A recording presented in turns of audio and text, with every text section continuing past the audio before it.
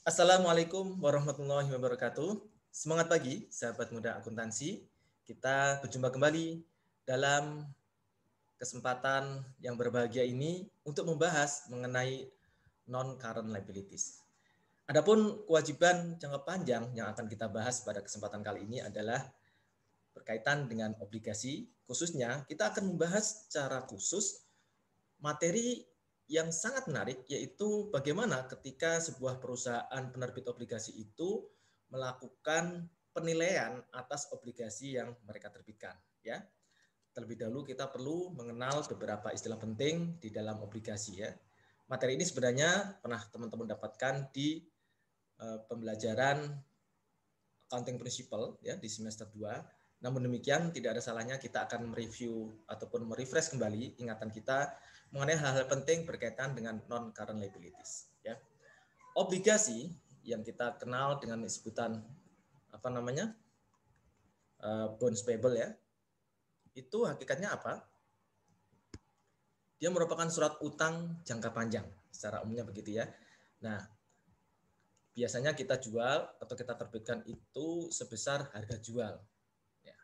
Menariknya adalah cara menghitung harga jual ini akan sangat dipengaruhi oleh beberapa faktor atau beberapa variabel. Namun sebelum ke sana, saya ingin mengingatkan teman-teman semua bahwasanya ketika kita membahas mengenai obligasi, maka kita perlu terlebih dahulu mendalami beberapa istilah penting di dalam obligasi ya. Kita tahu setiap obligasi terbit itu pasti mengandung yang namanya kontrak ya, kontrak obligasi yang kita kenal dengan istilah bonds indenture ya. Nah, di dalam kontrak tersebut disebutkan ataupun dinyatakan beberapa klausul penting yang perlu diperhatikan oleh para pembeli surat obligasi ya. Pertama, bagaimana si perusahaan penerbit itu memiliki komitmen dalam membayar pokok maupun bunganya. Artinya berapa pokoknya yang harus dia bayar ketika tanggal jatuh tempo dan berapa bunga yang harus dia biarkan setiap periode pembayaran bunga. Nah, kita tahu ya, nanti periode pembayaran bunganya bisa macam-macam. Jadi istilah-istilah penting di dalam obligasi, teman-teman semua ya, sahabat muda akuntansi, kita kenal dengan istilah pokok. Artinya apa nih nilai pokok ini? Nilai yang akan jatuh tempo ya. Nilai obligasi yang akan dibayarkan kembali oleh penerbit obligasi kepada para investor ya. Nah, istilah pokok ini biasa kita sebut juga dengan istilah lain yaitu principal, face value, par value, nominal value atau maturity value ya. Nah, ini istilahnya macam-macam ya, tapi hakikatnya sama, yaitu menunjukkan sejumlah uang tertentu yang akan dibayarkan oleh penerbit obligasi pada tanggal jatuh tempo. Itu yang kita sebut dengan maturity value, nominal value, par value ya, face value, principal, nilai pokok dan lain sebagainya ya. Paham ya sampai sini ya teman-teman ya. Nah, istilah berikutnya yang ketiga adalah yang perlu kita ingat kembali adalah ada istilah bunga atau interest ya. Di situ biasanya dikenal dengan istilah juga coupon rate ya, nominal rate atau stated rate ya. Itu adalah suku bunga yang tertera tercantum di dalam surat obligasi. Itu menunjukkan berapa tingkat suku bunga yang akan dibayarkan oleh penerbit obligasi kepada pemegang surat obligasi itu, kepada pembelinya ya. Itu suku bunga itu tercantum atau termuat, terstate ya, ternyatakan secara eksplisit ya di dalam surat utang tersebut ya. Nah, yang tidak kalah menarik teman-teman semua ya, bahwasanya bunga itu nanti bisa dibayarkan semi annual atau setiap satu semester atau annual yaitu setiap tahunan. Dan yang terakhir di dalam bond indenture kita mengenal adanya periode jatuh tempo. Artinya kapan nilai pokok utang ini akan dibayarkan oleh penerbit obligasi. Apakah jatuh temponya dalam waktu 5 tahun sejak penerbitan atau 10 tahun sejak penerbitan ataupun waktu yang lebih panjang daripada itu. Ya. Ini beberapa istilah penting ya. Lalu ada istilah penting berikutnya yang perlu teman-teman ketahui bahwasanya penerbitan obligasi ini biasanya membutuhkan periode atau durasi waktu yang sangat lama ya. Lama sekali ya. Dan biasanya ketika kita mau menjual obligasi itu butuh waktu yang sangat lama karena kita perlu melibatkan beberapa pihak, yaitu menunjuk penjamin atau emisi, penjamin emisi atau underwriters. Kemudian kita perlu mendapatkan izin dari regulator ya, melakukan audit dan menerbitkan prospektus. Prospektus itu perencanaan keuangan kita kira-kira surat obligasi ini kita terbitkan untuk mengcover pendanaan kegiatan yang mana ya, dan kira-kira akan menghasilkan return seperti apa di dalam prospektus itu ya. Kemudian kita juga perlu mencetak sertifikat. Nah, ini proses bisnis yang perlu teman-teman ketahui ketika sebuah perusahaan ingin menerbitkan surat utang obligasi. Nah, lalu kita sampai kepada materi inti daripada slide ini, yaitu bagaimana ketika sebuah perusahaan itu menerbitkan obligasi. Berapa nilai yang harus dia catat sebagai utang jangka panjang, sebagai istilahnya bonds payable-nya ya. Utang obligasinya berapa. Nah, di sini beberapa variabel penting yang perlu diperhatikan oleh teman-teman semua adalah bahwa harga jual bonds itu ditentukan oleh berbagai macam faktor. Yang pertama yang namanya bonds itu kan surat utang yang diperjualbelikan, ya kita jual pasti ada yang beli ya. Artinya berarti akan sangat tergantung kepada hukum permintaan dan penawaran, supply and demand. Semakin banyak yang minta, maka itu akan punya potensi untuk menaikkan ya nilai obligasi tersebut. Tapi sebaliknya kalau obligasi itu tidak terlalu diminati banyak orang, permintaannya sedikit, bisa jadi penerbitnya akan melakukan istilahnya banting harga ya, diskon habis-habisan itu ya, supaya surat utangnya ini laku ya. Maka supply and demand sangat penting.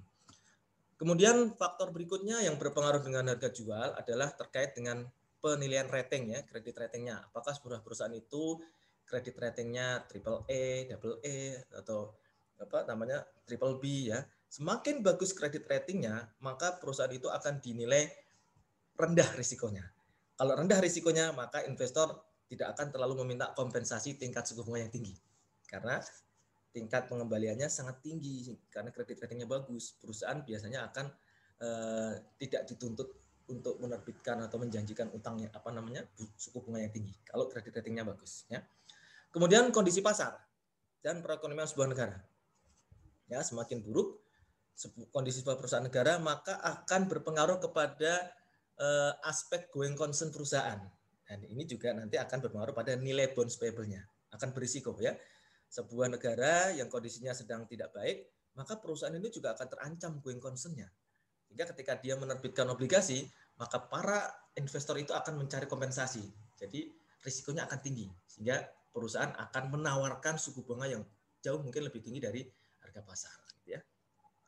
Nah, ini beberapa penting ya, hal yang perlu diperhatikan oleh investor. Di sini biasanya komunitas investor itu teman-teman semua akan menilai harga jual bond sebesar apa. Nah, kita akan perhitungkan sebesar present value-nya. Present value-nya apa saja? Yaitu present value dari nilai pokok yang akan jatuh tempo dalam 5 atau 10 tahun ke depan. Kita hitung nilai sekarang ya, present value. Ataupun present value annuity bunganya, karena bunga itu tidak dibayarkan sekali ya, beda dengan pokok ya, pokok dibayar sekali, maka kita nyebutnya present value pokok sekali aja. Tapi ketika bunga bisa dibayarkan semi annually, semesteran, atau bisa dibayarkan annually, tahunan, sehingga terjadi beberapa kali pengeluaran uang. Nah, karena terjadi beberapa kali itu, kita nyebutnya adalah present value annuity, ya.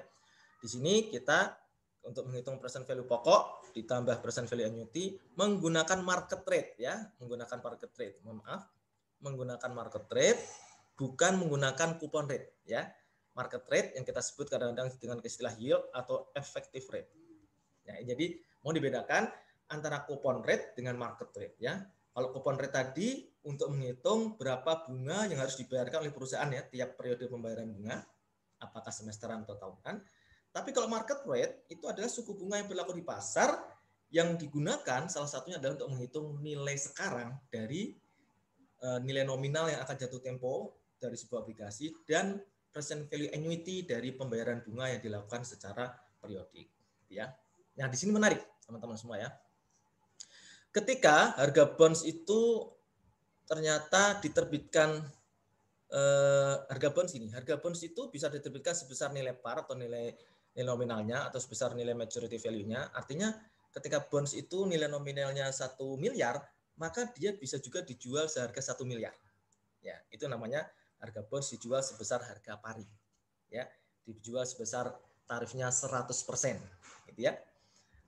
Nah, sebaliknya bisa juga harga bonds itu ternyata bisa lebih rendah dari nilai par. Misalnya tadi kita punya obligasi dengan nilai nominal 1 miliar, kita hanya jual ternyata harganya cuma 950 juta. Maka selisih antara 1 miliar dan 950 juta itulah yang kita sebut dengan diskon. Ya. Nah, tapi di sisi lain, bonds itu, surat utang juga bisa dijual lebih tinggi dari nilai nominal ya. Kita sebut dengan terjadi premium, yaitu kita punya obligasi dengan nilai nominal 1 miliar, ternyata dijual tuh laku 1,1 miliar. Sehingga 100 jutanya itu merupakan nilai premiumnya. Gitu ya. Itu teman-teman ya. Nah, di sini ya, kita kasih contoh di sini. Misalkan stated rate atau kupon rate-nya 8% ya. Sebuah obligasi diterbitkan dengan kupon rate stated rate 8%, maka ketika dibandingkan dengan interest market interest-nya sebesar 6%, kita lihat kupon rate-nya lebih tinggi dari market interest-nya. Kira-kira gimana? Akan terjadi premium atau terjadi diskon? Ya. Logikanya adalah kalau kupon rate yang kita tawarkan lebih tinggi daripada harga tingkat suku bunga pasar, maka berarti apa? Nah, betul sekali. Investor mendapatkan keuntungan lebih nanti karena dia akan mendapatkan imbalan dari kita lebih tinggi dari market rate. Maka kita bisa menjual seharga premium. Tuh. Itu secara logikanya begitu ya. Tapi kalau ternyata market rate-nya juga 8%, ternyata tidak ada perbedaan dengan kupon rate kita atau stated rate kita, maka akan terjadi fair value ya. Tidak ada selisih antara par value, nominal value dengan harga jualnya. Ya. Lalu gimana Pak kalau ternyata suku bunga di pasaran itu lebih tinggi dari stated rate yang kita tawarkan? Kita menawarkan 8%, ternyata di pasar itu laku kebanyakan 10%. Maka agar bonds kita dilirik, diminati investor, kita akan melakukan diskon gitu ya. Maka timbullah diskon di sini. Jadi gitu logikanya ya. Kenapa sih Pak kalau market rate-nya berbeda bisa timbul premium atau diskon? Karena itu tadi mekanisme supply and demand-nya seperti itu ya. Ketika suku bunga yang kita tawarkan lebih rendah dari suku bunga pasaran, maka investor banyak yang minat dong di yang pasar, bukan di obligasi yang lain, bukan obligasi kita. Maka supaya obligasi kita ini laku, maka akan kita diskon. Jadi ya, gitu. Nah, ini penting sekali ya pemahaman ini ya. Kenapa terjadi premium, kenapa terjadi diskon, dan kenapa bisa tidak terjadi apa-apa. Artinya nilainya sama persis dengan par value. Nah, teman-teman semua, terkadang harga jual obligasi itu sudah dinyatakan secara eksplisit ya. Misalkan di sini harga jual obligasinya disebutkan di angka 100, berarti artinya obligasinya dijual sebesar nilai par value. Atau dijual seharga 101, artinya apa? Dia 101% kali nominal value, berarti terjadi premium ya. Ini terjadi premium ya. Atau dijual di bawah itu, maka dia terjadi diskon gitu ya. Itu teman-teman ya. Misalkan tarifnya obligasinya dijual sebesar 98, berarti terjadi diskon. Ya, harga jualnya ada 98% kali nilai nominal.